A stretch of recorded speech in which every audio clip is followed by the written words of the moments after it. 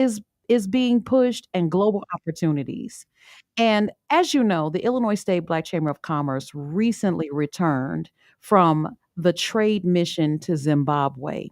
This was a groundbreaking trip, and we're going to talk to those, as I stated before, that have gone, and that's not everyone. But we've got Dr. Janet Palmer, Randy McIntyre, attorney Robert Johnson. They are all going to be on firsthand, and they'll share their firsthand experiences and the opportunities that they discovered. So, without further ado, we're going to go ahead and get started. I know Dr. Palmer. Hi, Dr. Palmer. How are you? I'm doing well. How about yourself? Fabulous. I'm humbled to be able to be on your show today. So thank you. Not a problem. So, Dr. Palmer, I wanted you to share with our audience what your experience was like going to Zimbabwe with the Illinois State Black Chamber of Commerce. Although this was my first experience in Zimbabwe, it was not my first visit to the motherland. And what I found was an amazing um, number of people, particularly women, because that is my orientation, helping women who are 50 plus live their created purpose. And so there were women that I encountered not who were just hungry for interaction, hungry for the possibilities of connecting with their brothers and sisters from the United States and learning from us and exchanging all of their cultural nuances, our similarities, and our differences. And just the opportunity was just rich with opportunities to just talk with each other, learn from each other, and exchange those things that make us alike rather than different. And so Yes. it was just an amazing experience from that perspective. I love it. I love it, Dr. Palmer. And we also have Michael Royston with Flowers Communications Group. He is also on the line to share his experience along with attorney Robert Johnson. So I want to definitely bring them up so that we can collectively share with the audience how that trip went. Good morning, gentlemen. Good morning, Good LaDonna. How are you? morning. Welcome to the Wake Up Show Chicago. Now, I heard a little birdie told me that you guys were in Zimbabwe from December 1st to the 9th. Go ahead and tell us your experience and let our audience know, what it was like being on the soil with the Illinois State Black Chamber of Commerce. Absolutely, absolutely. So, first of all, I'd just like to extend a token of gratitude to Chairman, excuse me, Chairman Larry Ivory for just putting the trade mission together, allowing me to the opportunity to attend. Um, as Dr. Palmer mentioned, it was very eye-opening, right? Participating in the mission to Zimbabwe, it was an enriching experience. It underscored the vast potential of like our cross-border collaborations with our brothers and sisters in Africa. And from the moment that we arrived and we definitely hit the ground running, it was very clear that the country's business ecosystem was teeming with opportunities for growth and partnership. Nice, nice. Yeah, I would echo that. Again, special thanks to President Ivory and Professor Caldwell and everyone who had any hand in putting together what was an amazing trip. This was actually my third time to Zimbabwe, but the first time that I actually had a chance to visit Harare, which is the capital city, and do business. The other two times that I was there for safari, and most people I think know about Zimbabwe's natural resources and the amazing safaris and animals that you can see firsthand. But getting a chance to interact with the people, we found them exceptionally welcoming, warm, excited to do business with African Americans, very appreciative of us attending the trade mission. And we got a chance to interact with officials at the top levels, everyone down from the U.S. ambassador to Zimbabwe to the foreign ministries to being hosted by the CEO Roundtable, which I think consists of about 63 top CEOs in Zimbabwe, and they rolled out the red carpet for us and want us to come back. And as Michael said, they are definitely interested in doing business and forming partnerships with particularly African American entrepreneurs. And they reiterated over and over that Zimbabwe is open for business and there's opportunities in virtually every sector for any entrepreneur from Illinois or any other part of America to do business in Zimbabwe. This is it's breathtaking because a lot of businesses are going through so much red tape here on American soil, let alone Illinois. And now you're talking about how much of an opportunity it was across the waters. Um, what what advice do you have to those that are just a little bit nervous about tightening up and going after international business versus only staying in the silo here in, let's just say, Illinois? I think Yeah, one of go ahead, Dr. Palmer. I think one of the beauties of being aligned with the chamber is that you have a diverse number of people that you are going with, and there are people that have your back.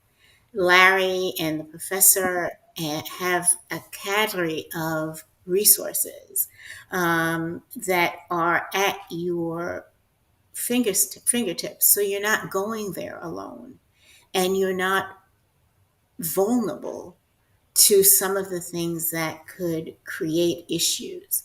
And I think that's what made for me such a rich experience, is that I didn't feel like a sitting duck, as it were. There were opportunities to checks and balances in place, I think, for me. That was Hmm. very comfortable. Nice. Yeah, and just to build on that, I think that the mission it reaffirmed that forging international partnership is not just about the business aspect, but it's also about building bridges to connect our communities. We can share knowledge, we can drive growth. I think the relationships that we established during this mission can and will lead to some transformative opportunities. And then just continue to strengthen those ties between the U.S. and Zimbabwe, while we're forming these sustainable developments on both sides. Yeah, and just from a practical standpoint, LaDonna, you talked about red tape. One of the things that Zimbabwe has done in particular is set up an organization called ZETA, the Zimbabwe Investment Development Association, which is essentially your one-stop shop. We had an opportunity to tour their offices, meet with their leadership, have a demonstration or a presentation on how they streamline the process for you to open a business in Zimbabwe, which literally can take a couple days, unlike some of the experiences I'm sure many of us have faced here in Illinois, trying to open up a business and trying to figure out, what licenses you need and who you need to talk to and sort of getting the runaround. They've made it exceptionally simple for you to open up a business, and will do it in most instances for free. And so that removes one of the major barriers that I think a lot of people have. Well, what do I do? How do I, set up my business? How do I set up a bank account? All of the sort of the ministerial things that you need to do. But more importantly, on top of all of that, that organization also provides protection for investors to allow them to, get their money out of the country, which is most important when dealing with foreign countries where you don't really know the lay of the land, but they'll kind of walk you through what you need to do to set up your business and then provide you with that aftercare once you set it up to try to ensure that, you're being as successful as you can be positioned to be. Nice. Now, I know we had talked about Zeta in previous episodes of the Wake Up Show Chicago. And those that are wondering just a little bit more deeper about ZEDA, make sure you do that in your Google search because there are two of them, Attorney Robert Johnson. There's a ZETA, but you're talking about ZEDA and how they. I'm ZIDA. sorry, I apologize. ZIDA, not the ZETA. There are two different ones. But would you say that they're kind of like your business concierge for Zimbabwe and for the trade mission? I think that's a great way to describe it, because that's their whole focus, is to foster investment and provide investment protection. Because all of us have gotten emails from the Nigerian prince that's looking for investment in this oil company. So we've all worried about being scammed when doing business in Africa. So they're standing in direct opposition to that, to show you that you have the full faith and credit of the Zimbabwean government when opening up a business in Zimbabwe. And I can't underscore how much the U.S. Is interested in fostering long-term investment in Zimbabwe as well. As I said, we visited the U.S. Embassy, which I understand is probably the largest embassy, or one of the largest embassies in Africa. So that also suggests to us that the U.S. sees Zimbabwe as having long-term strategic importance in the region. So there's just tremendous opportunities there, as I said earlier, in every sector. Wherever it is that your business is engaged in, there's an opportunity to partner with somebody in Zimbabwe. They have an extremely educated population, as we talked about before, 96% literacy rate. Most of them speak multiple languages, but the primary language is English. You'll find a very hard-working and very just welcoming, eager workforce to help support whatever your entrepreneurial endeavors are. Nicely said. Can you share some specific, either of you, and we have a caller as well, and we're going to get to them in just a second, but can you share any specific business connections or opportunities that you discovered during this mission? For coming out of me from a marketing lens, I did make several connections just about telling the overall story about Zimbabwe and the opportunities that lie there. But, one of the things that, Robert mentioned was that we met with Zita, and coming out of that meeting, we ventured out to a couple of enterprises. One was a local solar farm, only run by Centigrade, and the other was a blueberry farm. And I think what they both showcased were Zimbabwe's entrepreneurial resilience and resourcefulness. And so it opened up our eyes that, these businesses were offering insights into how the sectors were right for investment, from renewable energy to agriculture.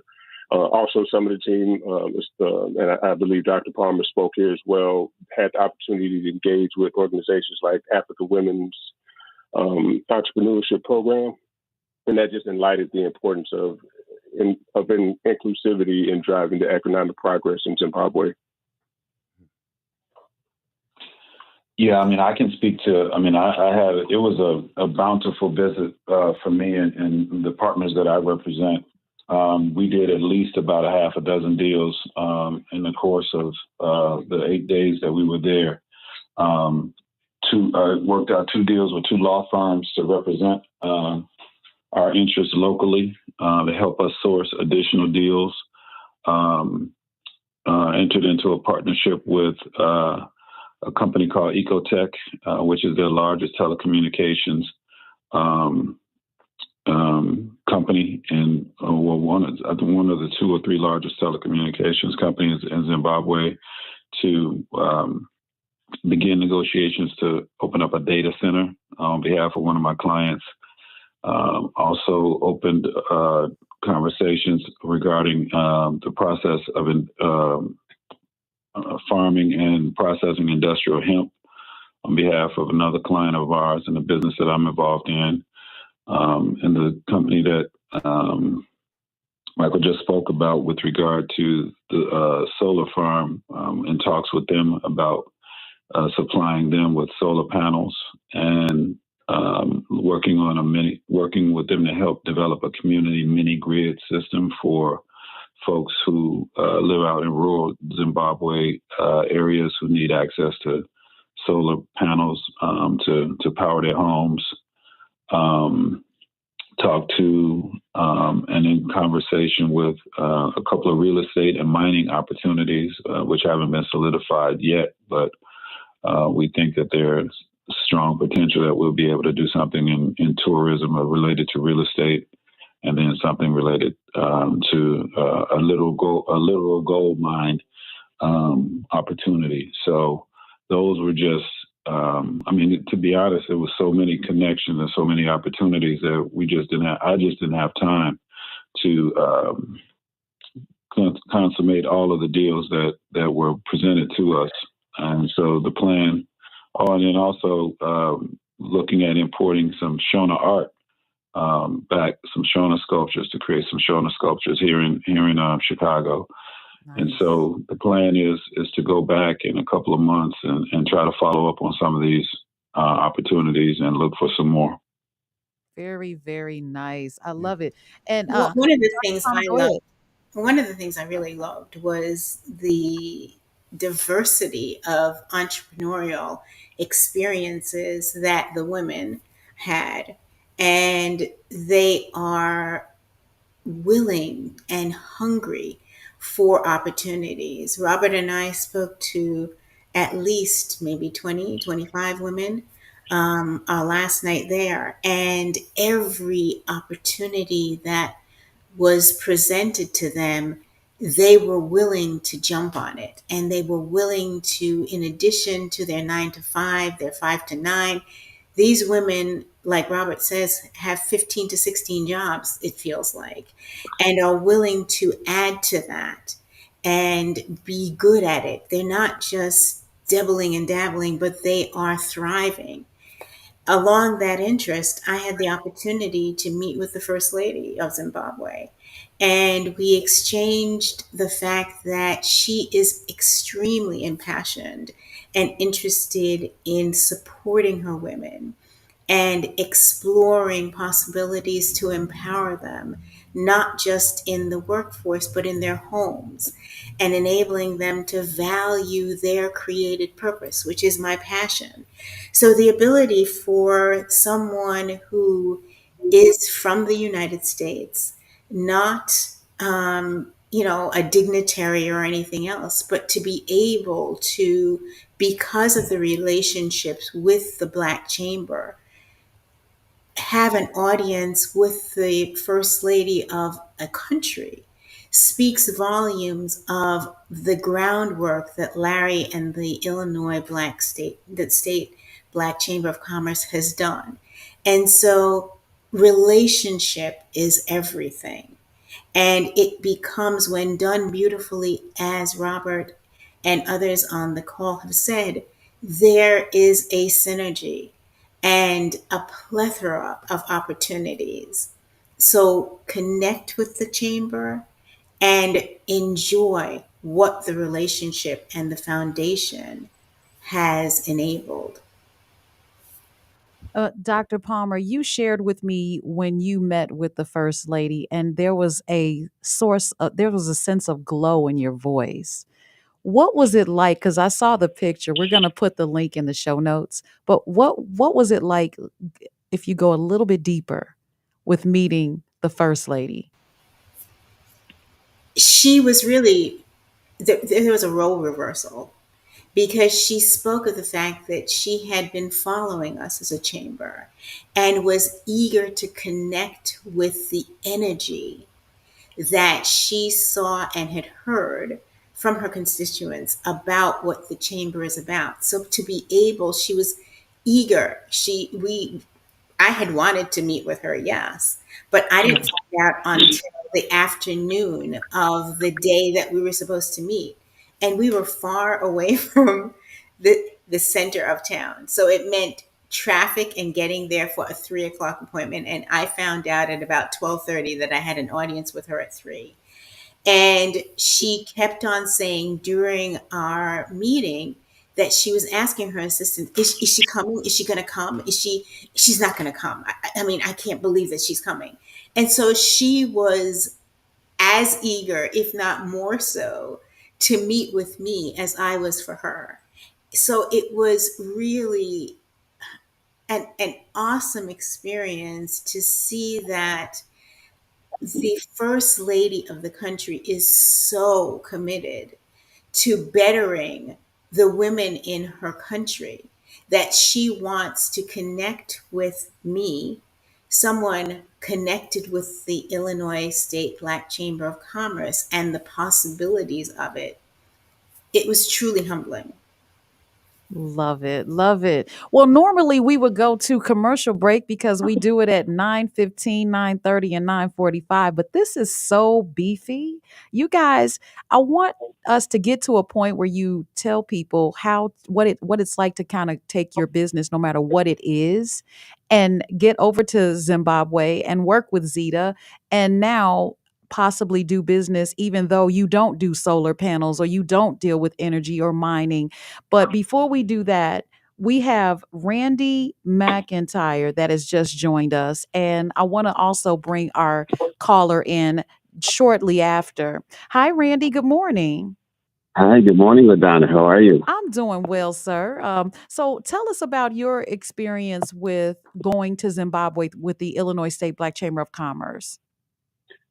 Well, first off, I do want to give a shout out to Chairman Larry Ivory for not only for this um, terrific event, but also for what he does on a daily basis in bringing businesses to the forefront, particularly minority Black business. And I was asked by Deborah Farmer, our media marketing person, to give a one-word description of my time there. It was very difficult, of course, because there's so many words that fit. But the word that came to mind was tremendous. And in looking up the definition, I knew it meant great, but it means very great in amount, scale, and intensity. And that's exactly what I found during this trip. The amount of opportunities is tremendous. The scale of the broad different types of business opportunities are tremendous. And the intensity of the officials, organizations, and the business community to work to develop Zimbabwe and intensely with the Black African Americans, add all that in there because we're all of that, to be a part of that process. And I was very much impacted by the entire trip. Lovely, lovely. You guys, Victoria Falls has been renamed, obviously, but I have trouble. And the first person to correct me with how to actually pronounce the original name of Victoria Falls, Mosi Atunya. Am I saying it right? You are so right. Oh, I've been practicing. So, but and that means the smoke that thunders in Tonga language. This name reflects a massive spray and whirring sound created by the falls. Can you tell us what it was like seeing something so magnificent? Because we have so many wonders of the world, and this is one of them.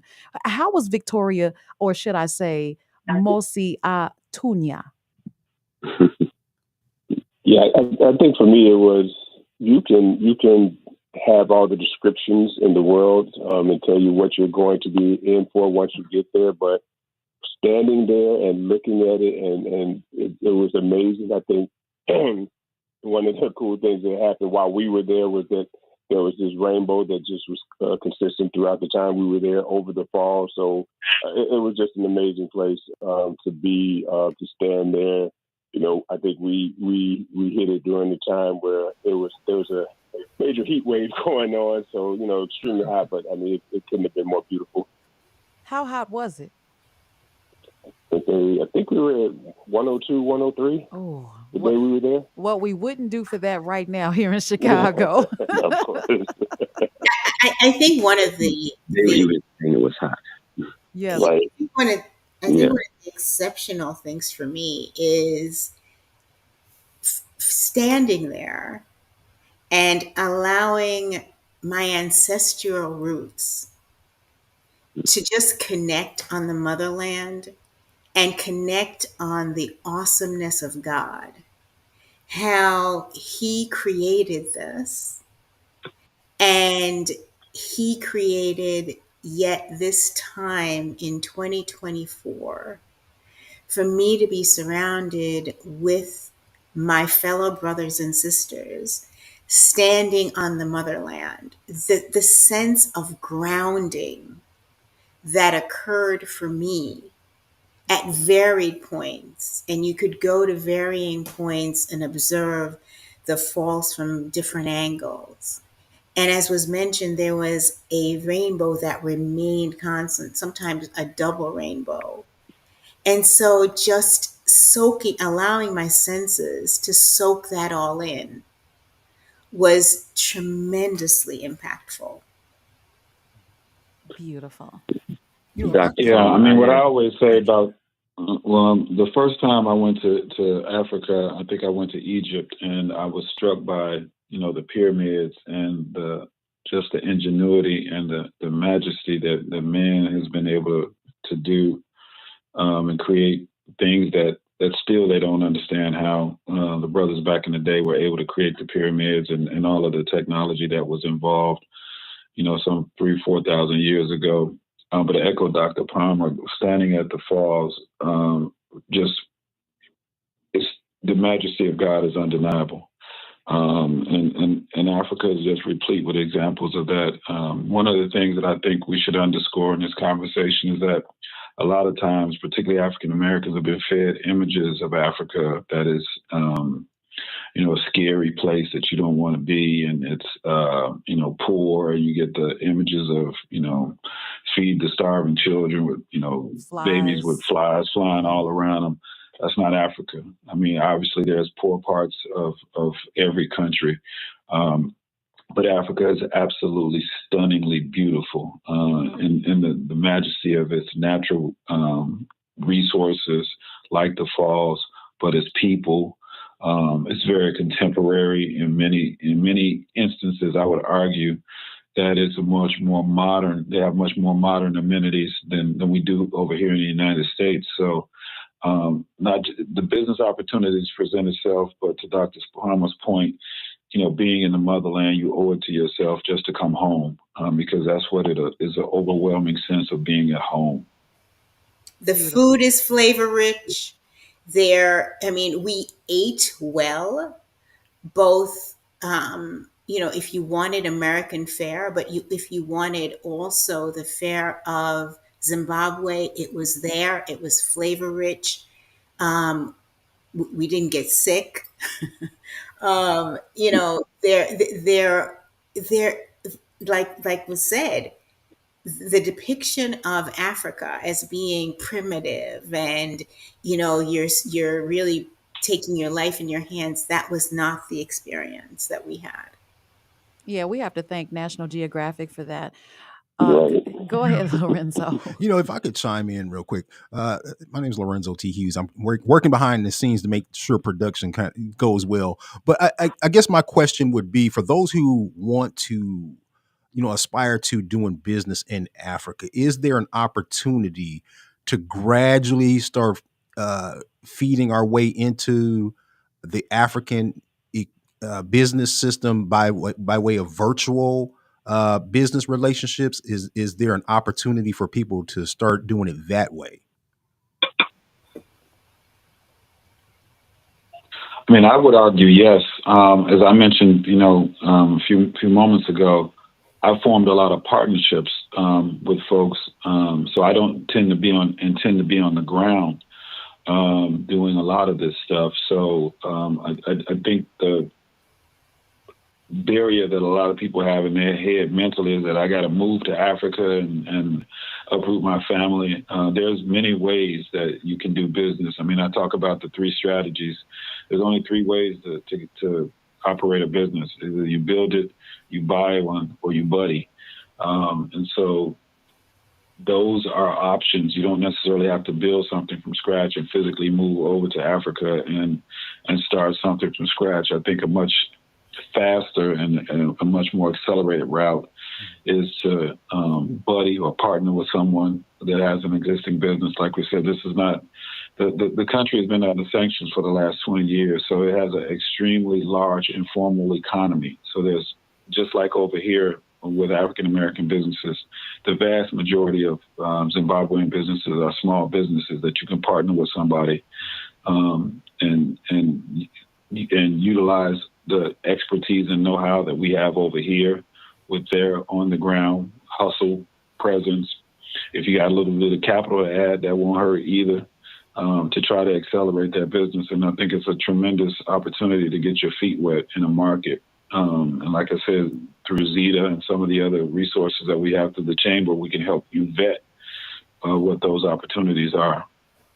Awesome. And to underscore what Robert said, I think first and foremost, anyone listening that is very interested in exploring that, the relationship that you need to have first and foremost is with the Illinois State Black Chamber of Commerce, because therein you will be connected with all of the opportunities. And I guess and for me that is a big concern on how we can debunk this narrative of Africa being primitive and just Africans with flies all on their face. Well, I want to be able to find a resource that I could go to get a better understanding of how my business would look starting out with developing relationships with Africa. Just to give a snapshot, is we talk about a bunch of small businesses, but there's large developmental projects that many can invest in and be a part of. There, just one that I had the opportunity to have a matchmaking with, just to give you an idea of what they're doing there. So they're in an economic development zone. They're doing residential housing, commercial, residential parks and flats. In that plan's also a high-tech park, medical park, regional shopping center, a dry port to connect to the Mozambique port, and just on and on. So a solar park as well. So there's so much opportunity on so many different levels that anyone that is serious about doing business, whether it be with another small business partnering or becoming part of a large project such as this, there is so much opportunity for a number of people to get involved. Awesome. And again, the Black Chamber is the way to do it.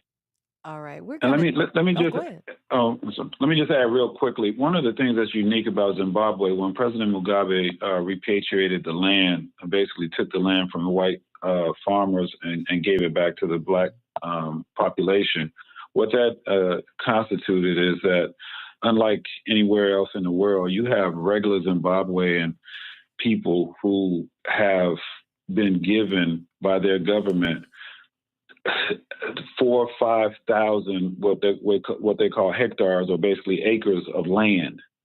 That's unheard of anywhere else in the world. That you just have Black folks with just vast amounts of land.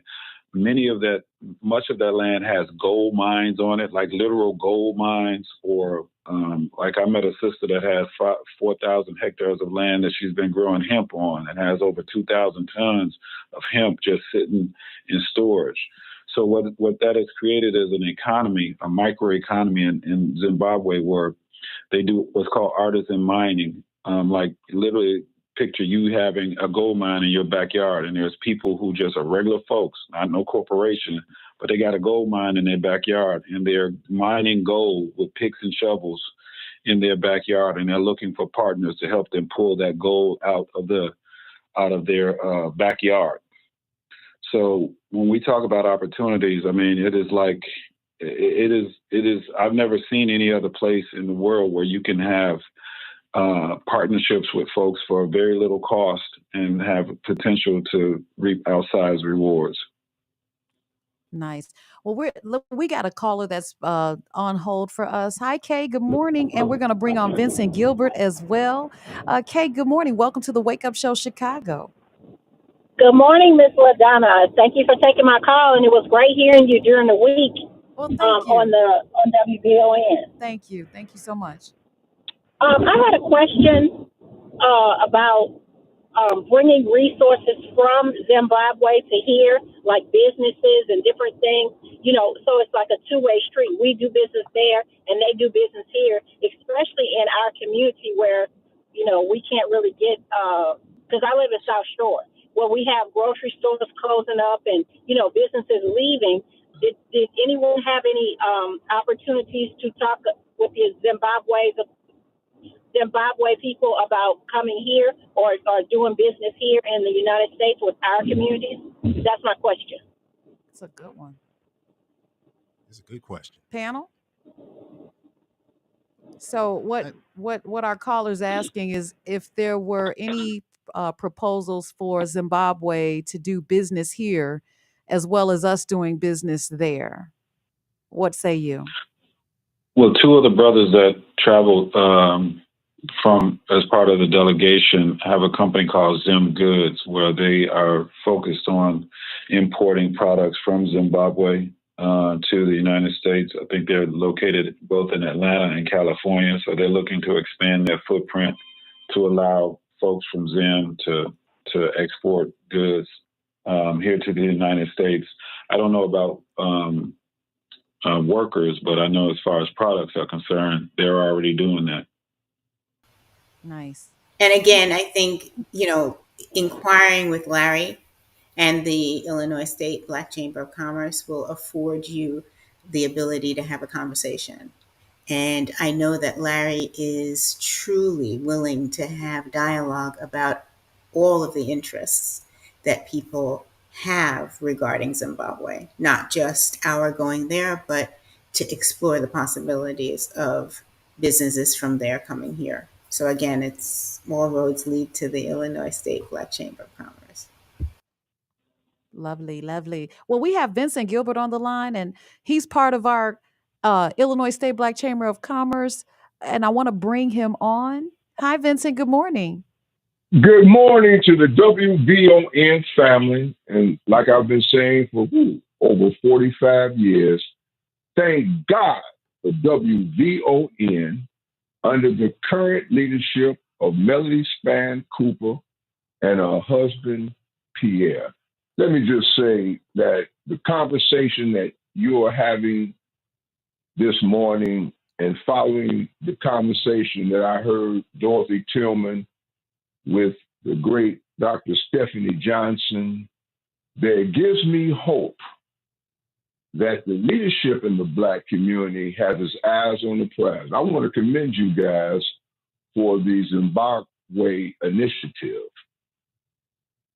It can be historic. Thank you. The idea behind Pan-Africanism was that the intellect of the stolen/sold slaves and the descendants of the Middle Passage, that kind of nails it down who I'm talking about, the descendants of the Middle Passage, that we would take our talents and our intellect and go back to the continent of Africa and be able to join with our long separated brothers in the development of their natural resources, which we know now has no equal on the planet.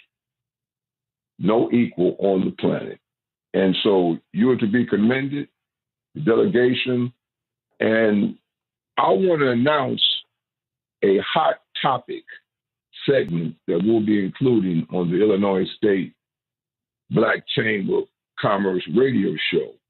But it really just came from the caller. WVON callers have the best intellect on the planet. Now you arm the Talk of Chicago, the Voice of the Negro, the Voice of the Nation with iHeartRadio that can be heard around the world. That caller from WVON in South Shore, Chicago said, are they going to be looking to do business here? Ooh, that's from the WVON caller. So we're going to start having 15-minute segments on this radio program because of really intellectuals and business people like yourself who are not whining about, oh, woe is me. You're taking lemons and you're making lemon cookies. You're making lemon punch. You're making lemon flavored drinks. And so if we look at the vision of Mugabe 50 years ago, it was to merge these two cultures. And so you guys are doing it in a big way. Now, hot topics. Between the time of December 1st and April 1st, as long as the ambient temperature does not go below 40 degrees, your utilities cannot be shut off. But we know that in the last 3 weeks, we've had many shut-offs in our community. So some of our brothers and sisters who have home-based businesses, residential people, their utility is shut off. It's cold. You need gas. You need light. And water is not sold by a municipality. And so there are a lot of things going on in the city of Chicago and the state of Illinois that I think would be of interest to business people and the average WVON listener. That 15 minutes is going to be for a caller that just called. We're going to talk about solutions. We know the problems. Like the Illinois Commerce Commission. Now, that's the entity that is supposed to oversee ComEd, People's Gas. Their mission is to balance the interests of consumers and the utilities to ensure adequate, efficient, reliable, safe, least cost utility service. That means the Illinois Commerce Commission is your advocate. I've seen examples of where the Commerce Commission is kind of taking the sides of the big billion-dollar utilities and not of the small businesses that we represent and the residential ratepayers. So that's just a little tease, Miss Raeh. Yes, thank you. We want to be able to have the WVON listening audience participate to help businesses in our strategies for reciprocity. And God also blessed Larry Ivory with his vision. See, a lot of people can talk. Larry Ivory does. Let me say that again. He had never said, I will. A lot of people talk. He doesn't do a lot of talking. He does a lot of doing. So, Larry, we know that you're in Peoria and you need a little rest. Thank you for your efforts on behalf of businesses. And also, thank you, Ms. Raeh, for your intellect. I've been listening to your shows on artificial intelligence. You're an expert. And so I'm looking forward to working with you and all the folks there in the studio and in the listening audience. Thank you, WVON, for having this unfettered free forum. We're lucky in the city of Chicago. Thank you. Thank you, Vincent. You are always amazing.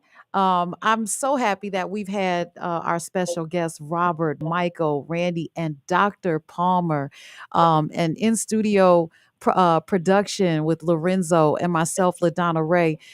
We have just a few minutes left, and I want to make sure that everyone knows to go to ILBCC.org to get membership information, become a member, and be a part of these conversations and these benefits. Going to Zimbabwe on your own, you may not have thought about it. I'm not saying that you didn't or you couldn't, but because of these trade missions and these types of events that we have through the Illinois State Black Chamber of Commerce, it allows for our members to have their benefits. Okay, so don't forget to go to ILBCC.org.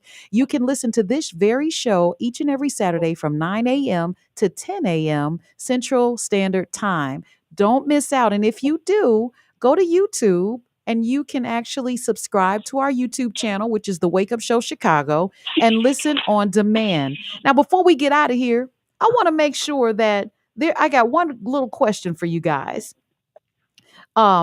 What challenges, and this is one of those ugly questions, like people say, we've been married forever and we love each other and we'll death do us part. But you say, look, did you get mad when the toilet seat was left up? Here we go. What challenges did you encounter while navigating international business, if any at all?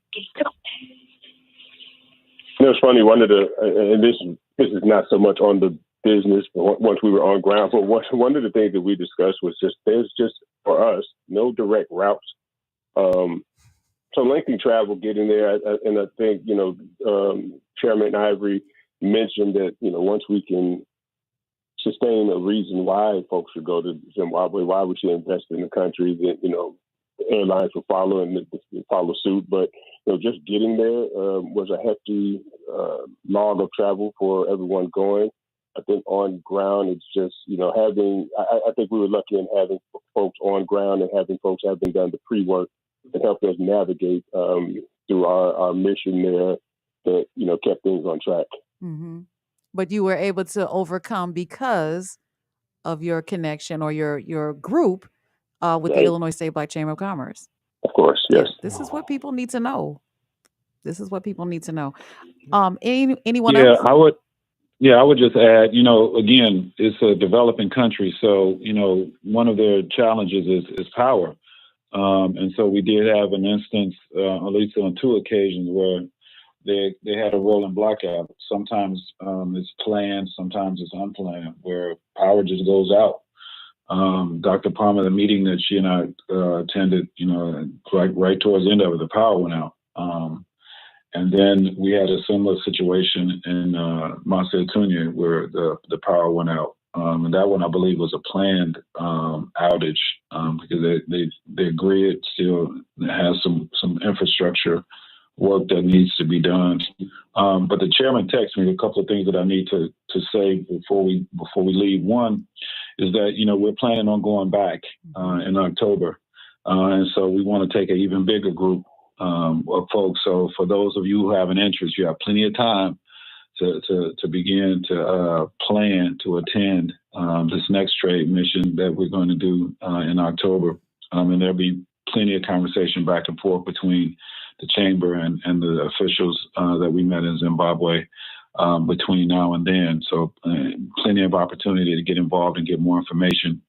And then going back to the conversation about the opportunities, I would be remiss if I didn't mention this tremendous sister that we got a chance to tour this hotel that she's building like 5 minutes away from Macedonia, a 34-room executive. It's a boutique hotel, but it is state of the art. And there's opportunities to invest in that. And this sister is doing this on her own without any financing. She runs some small shops, and the money from the shops that she's making she's taking some of the profits from that and building this again first-class resort that anybody would be proud to stay in, particularly knowing that it's Black-owned, and this sister's doing it on her own. She's not a contractor, not a hotel owner, but sees the opportunity to create an amazing place for people to stay and come visit her country. So there's opportunities, and she's looking for investors. And she's in Zimbabwe. She's in Zimbabwe, yes. That's awesome. Beautiful. So anyone else? Because we're almost coming up on that hour. To Lorenzo's request about, can I do something virtually? Can I be connected and not necessarily move my family there? Yeah, I mean, that woman who owns the hotel, you can definitely invest in that and see a return on your investment and still stay safely in the United States is what you want to do, but you are safe in Zimbabwe. Beautiful. And I think Kay had a very good, made a very good comment as far as asking the question on being able to do business via importing. That way, I always think it's very interesting that we can have the opportunity to have genuine African goods that we are buying that are embroidered and not printed on, African designs on clothing and things of that nature. So I think if they're able to import, I think that is a very good question if we could do business via that way. Amen. And as we mentioned, there are 2 people that are a part of the chamber that do have some ability to bring goods. Beautiful. So next October, Robert, I just want to clarify so that everyone knows that they can go to ilbcc.org. Coming up next week, we'll have an information sheet that they can fill out to let us know that they're interested in that particular trade mission that will be next year. So if you go to ilbcc.org, you'll be able to see the information sheet. And that should be up, say, Monday. I would say Monday. You'll be able to go to ilbcc.org and express your interest in the trade mission coming up in October. Is that a solid October, Robert? Yes. All right. Well, thank you so much, guys, for being on the show, on the Wake Up Show Chicago. Big thank you to Robert, Michael, Randy, and of course, Dr. Palmer. Next week, we'll have some more people that went on the trade mission that will be able to give you more of an insight and how you can join us next October so that you can be part of that trade mission. You're listening to the Wake Up Show Chicago in Chicago on WVON, and we could be heard on iHeartRadio and YouTube. Go ahead and subscribe. I'm your host, The LaDonna talk Raeh. of Chicago See you is next time. 1690 Bye-bye for now. WVON.